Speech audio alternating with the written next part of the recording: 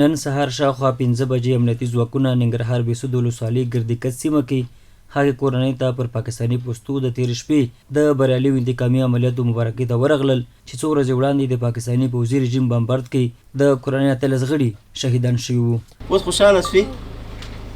اوس دې زړه یخ شو؟ څو ورځې وړاندې پاکستاني پوځي رژیم د ننګرهار بېسود ولسوالۍ اړوند ګردیکت کلي کې د شهاب الدین په نوم د یو ملکي وګړي کور په نښه بمبار کړ چې په پایله کې د میرمنو او ماشومانو په ګډون 18 تنه شهیدان او 15 تنه نور ټپیان شول.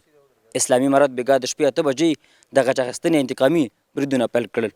په ختیځ کې د 201 خالد بن ولید کل اردو مسؤلین وایي په ننګرهار، کونړ او نورستان ولایتونو کې د دغه بریدونو په پایله کې 14 پاکستاني ملشو پوستې فتح شوي او له منځه تللي دي.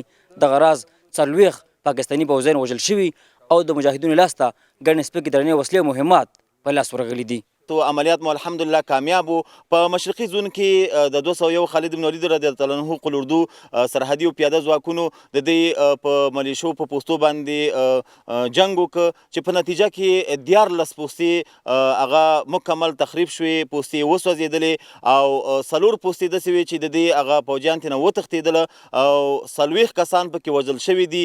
14 کسانو جسدونه الحمدلله زموږ سرحدي ځواکونو لاسونو ته ورغلي چې ځان سره انتقال کړي دي. منګه هر گاونډی چې ټولو ته مو دا پیغام دی چې افغانان دا غیرتي قوم دی، هیڅ چاته اجازه نه ورکوي چې د دې په خاوره باندې څوک تیری او تجاوز وکړي.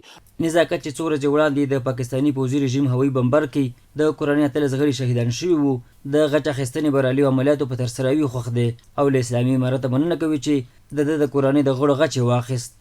دغه زمونږ د کور بدل چې اسلامي امارت زر تر زره واغستلو د دغې نه ډیره مننه. دغه د جمعې په شپه چې واغستلو او د پیشنمي معلومات ټول دلته خوشحالۍ دپاره رالل، د دې نه ډیره مننه. د بېسود ولسوالۍ ګردیکت سیمې اوسېدونکی ملک سید محمد د دغه بریالیو عملیاتو ستاینه کوي او وایي ولسونه حاضر دي چې خپلو امنیتي ځواکونو سره څنګ په څنګ د تجاوز کوونکو پر وړاندې وجنګېږي. او د اسلامي امارت نه دا غوښتنه ده چې آینده کې که بیا دوی داسې کار وکړو پاکستان ایسی د دې نه سخت جواب وله ورکړي. زمونږ دا پیغام دی ورته چې ولسونو ته اړتیا شوه، موږ یې تر شا ولاړ یو، ولسونه ټول لاجګ شوي دي او د شپې اماده و چې موږ ځو دې جنګ له. موږ ته به مشرتابه نه امر کېږي، بیا به ځو په خپل سر باندې نه ځو. که مشرتابه زموږ نه وغوښتل نو موږ لوی واړه دې جنګ ته تیار یو.